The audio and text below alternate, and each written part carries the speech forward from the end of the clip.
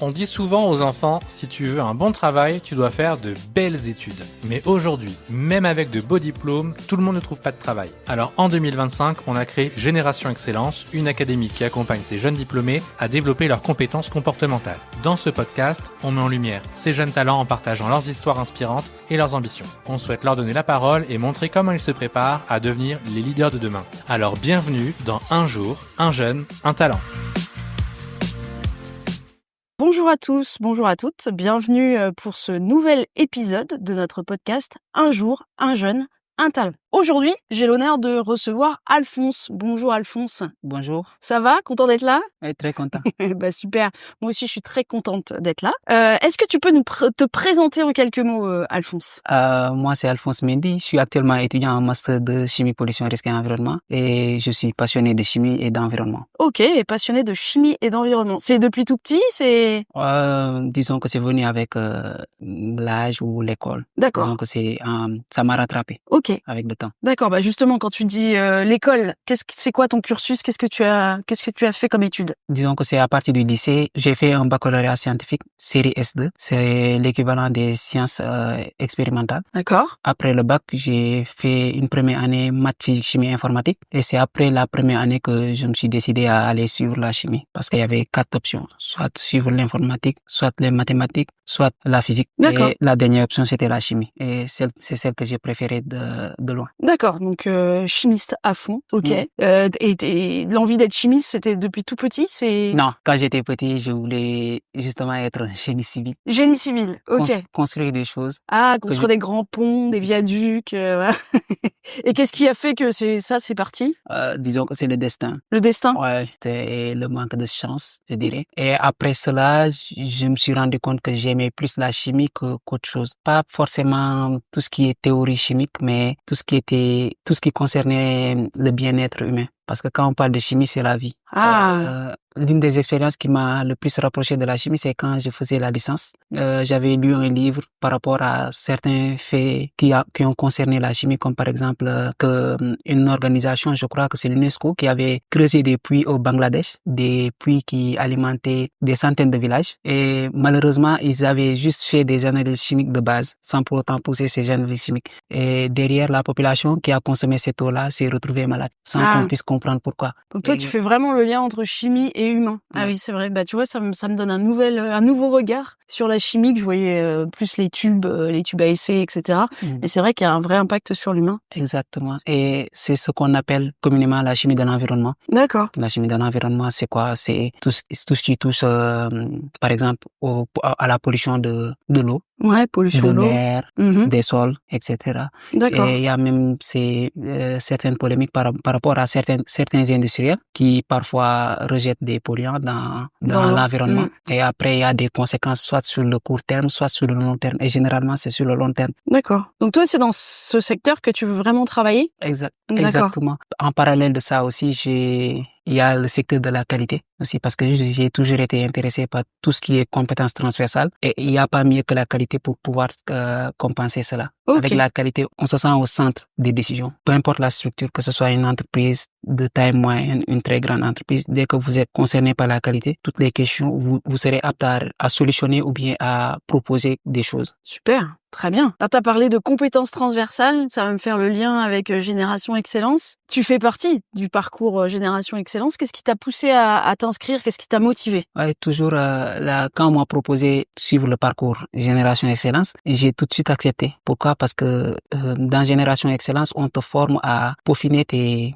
compétences transversales pour ceux qui en ont déjà, et ceux qui n'en ont pas, à les développer tout simplement. Et moi, dans tout ça, j'ai regardé certains modules et tout ça, et j'étais vraiment intéressé par certains modules comme la gestion du temps, parce que de base, je suis quelqu'un qui planifie tout. D'accord. Mais je manque toujours de discipline où je planifie mal. Par exemple, quand je commence à faire quelque chose, une tâche, à un certain moment, je me rends compte que la tâche prend beaucoup plus de temps que prévu, alors que je n'avais pas prévu certains éléments pour pouvoir contrer ça. Eh oui, c'est l'estimation du temps, l'estimation des imprévus. Exactement. Okay. Qu'on avait Et effectivement vu dans ce module. ensemble. Et Ouais. ça m'a beaucoup aidé aussi Ah. à mieux prévoir certaines choses. Ah, bah, super. Je suis bien contente d'avoir été utile. Ouais. Il y a d'autres modules aussi qui t'ont parlé dans Génération Excellence? Ouais, il y a le premier module qu'on a fait avec Pierre par La rapport gestion du stress. la gestion du stress. Là, on a pu comprendre tout ce qui est émotion, réponse aux émotions, à savoir les actions qui naissent derrière ces émotions-là. Ça m'a beaucoup permis d'avoir un autre point de vue par rapport à ça. Parce qu'avant, j'étais juste casé sur l'émotion et la réaction. Ouais. Mais pour faire le lien, parfois, c'était un peu difficile. Et alors justement, tu penses que ça va t'aider d'avoir vu ça pour ton futur professionnel? Ouais, la réalité, c'est que le milieu universitaire nous forme à être de futurs employés, mais pas à agir avec nos collègues de travail, avec supérieurs et notre environnement. Donc ça va t'aider sur le relationnel. Sur le Relationnel avec les collègues, relationnel avec la hiérarchie. Exactement. Ah, super. Allez, on va un petit peu plus vers l'intimité, on va dire. Est-ce que tu aurais un fait marquant, quelque chose, une anecdote professionnelle ou personnelle que tu aurais envie de partager avec nos auditeurs? Oui, disons une anecdote personnelle. Quand j'étais petit, le fait qui m'a le plus marqué, c'est la résilience de ma mère. En fait, elle faisait un travail qui était très dur physiquement. Même si elle se plaignait de douleur ou bien qu'elle se sentait pas bien physiquement ou mentalement, bien sûr, elle trouvait toujours la force ou bien l'abnégation de retourner au travail le lendemain. Cela m'a toujours impressionné. En même temps, cela m'a motivé. Ça m'a fait comprendre qu'il faut être résilient dans la vie, savoir toujours aller de l'avant.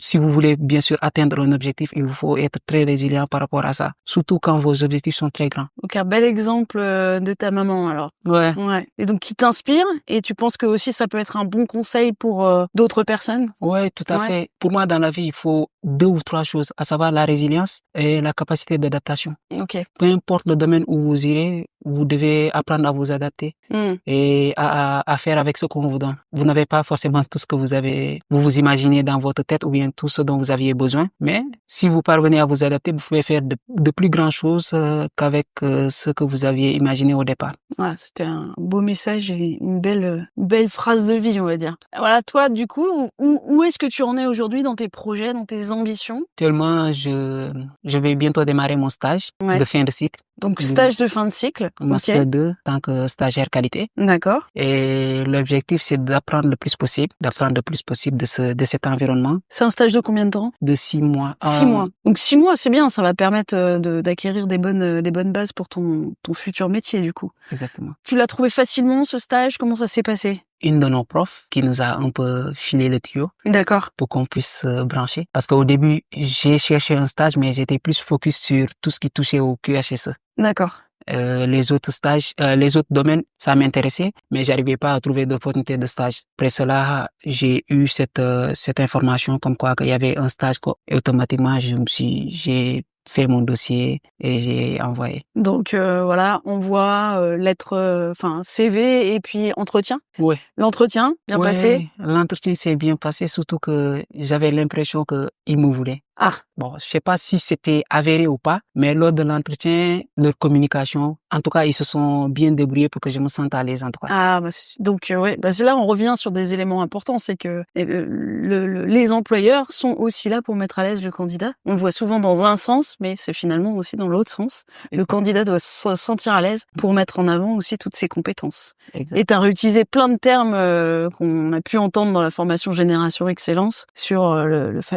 langage verbal, non-verbal, paraverbal, effectivement. Après ce stage, t'auras envie de quoi? Ton rêve en termes de métier, de poste? Comme dit un de mes confrères dans la Génération Excellence, il disait qu'il n'aime pas se mettre dans une case. Ouais. Quand on travaille dans le domaine de la qualité, surtout quand on est chimiste, on peut pas se mettre dans une case. Parce qu'en réalité, après, on peut faire tout ce qui est risque chimique, tout ce qui touche à l'environnement et tout ce qui touche à la qualité. Donc, moi, je me dis que peu importe le domaine dans lequel je vais me spécialiser après, l'important, c'est d'avoir d'abord acquis ces compétences transversales avant de pouvoir intégrer ce domaine et de pouvoir apporter une valeur ajoutée. Disons que sans valeur ajoutée, il y a pas grand chose qui soit intéressant derrière. Très bien, super. Allez, on s'imagine du coup à ton stage ou dans ton entreprise, la future entreprise dans laquelle tu travailleras. Quel conseil tu donnerais à ton futur manager pour bien t'intégrer? Je lui conseillerais d'être à l'écoute Mhm. parce que j'aime proposer des idées. Bon, j'aime beaucoup lire, me documenter. Et derrière cette lecture, cette documentation, il y a des idées qui me viennent, des idées qui me semblent pertinentes. Et suivant la faisabilité de certaines choses, je propose. Malheureusement, tout le monde n'est pas prêt à écouter. Certaines idées sont un peu trop ambitieuses Ah oui, d'accord, pour ok. certaines personnes. Je vois ce que tu veux dire. C'est ce que je dis à certaines personnes. Par exemple, si on vous disait que bientôt on aurait des voitures qui volent, les gens allaient refuser. Mhm. Et pourtant, ça existe maintenant. C'est ça. Donc, Donc en fait, toi, t'es dans l'innovation, dans ce que j'entends. Tu veux pouvoir proposer même des fois des choses qui peuvent apparaître irréalistes au début, mais qu'on t'écoute quand même parce que de ces propositions, il y a toujours des choses à apprendre. ouais, exactement. Il faut toujours se donner les moyens de ses ambitions. En réalité, c'est juste ça qui nous empêche d'avancer. Joli message, encore une fois, Alphonse. Bon, et selon toi, c'est quoi la compétence clé, la compétence la plus importante qu'on doit avoir en entreprise en 2025? Je dirais 2 compétences. Tu triches, tu prends 2 compétences. Allez, Ouais. vas-y, t'as le droit de tricher. Tout à l'heure, la capacité d'adaptation. Oui, je l'avais entendu, ouais. Ouais, tout Mais à aussi, fait. il y a la polyvalence. Ah. Et c'est la raison pour laquelle j'ai voulu faire ce stage-là à Honda. Parce que ça allait me permettre de peaufiner cette compétence-là. Pouvoir interagir avec tout le monde, peu importe le domaine. Parce que quand on travaille dans le secteur de la qualité, on est censé connaître l'entreprise de fond en comble. Pouvoir donner un avis éclairé par rapport à n'importe quelle question qui sera posée sur la table. Quand on est polyvalent, on est très utile. Bah oui, et puis c'est très recherché, la polyvalence. Exactement. Donc et il faut pas confondre polyvalence et multitâche, comme on l'avait vu Ouais. dans la formation gestion du temps. Polyvalence, c'est vraiment des compétences différentes. C'est pas faire plusieurs tâches en même temps. Alors, on va changer un peu de mode de fonctionnement, Alphonse. Je vais te poser 10 questions. Tu vas devoir choisir entre 2 termes proposés, sans te justifier. Voilà. Il y a pas de bonne ou mauvaise réponse, mais tu le fais en mode instinctif. On est OK? Ok. Allez, lieu de travail fixe ou nomade? Nomade. Avoir un mentor ou être autodidacte? Avoir un mentor. Travail en équipe ou travail individuel? Travail en équipe. Suivre un plan ou gérer les imprévus? Suivre un plan. Sens de l'humour ou sérieux? Sens de l'humour. Sens du détail ou vision globale? Sens du détail. Défi intellectuel ou défi physique? Défi intellectuel. Capacité à rester motivé ou plutôt à motiver les autres? Capacité à motiver les autres. Optimisme ou réalisme? Optimisme. Anticiper les problèmes ou les résoudre? Anticiper. C'est bien parce que dans les réponses que tu as données, on a revu des éléments que tu avais dit dans les premières questions, donc c'est intéressant. Allez, on va passer à la dernière question du coup de ce podcast, Alphonse. Tu sais que chez Erol, en fait, chaque année, on développe un thème annuel, ce qu'on appelle le thème annuel. Et cette année, on s'intéresse à la transformation. Et on a envie de savoir, toi, qu'est-ce que tu penses de ce terme transformation et c'est quoi la transformation pour toi? La transformation, pour moi, c'est comme un processus. À savoir, on le définit en qualité, un processus, c'est un ensemble d'activités corrélées ou interactives qui transforment des données d'entrée en données de sortie avec une valeur ajoutée. Et justement, la transformation est censée donner une valeur ajoutée à l'activité, au produit ou bien à la personne, pour faire plus simple. Donc, avec Erol, à travers la formation de la génération excellence, on a cette vision de transformation de nos mentalités et de nos compétences également. Ok, bon, super. Merci beaucoup pour cette jolie définition, Alphonse. Merci d'avoir bien voulu participer à ce podcast. C'était un plaisir pour moi. Vraiment, moi j'ai éprouvé aussi beaucoup de plaisir à faire ce podcast avec toi. Et on se retrouve bientôt pour un prochain épisode. Merci. À bientôt. À bientôt.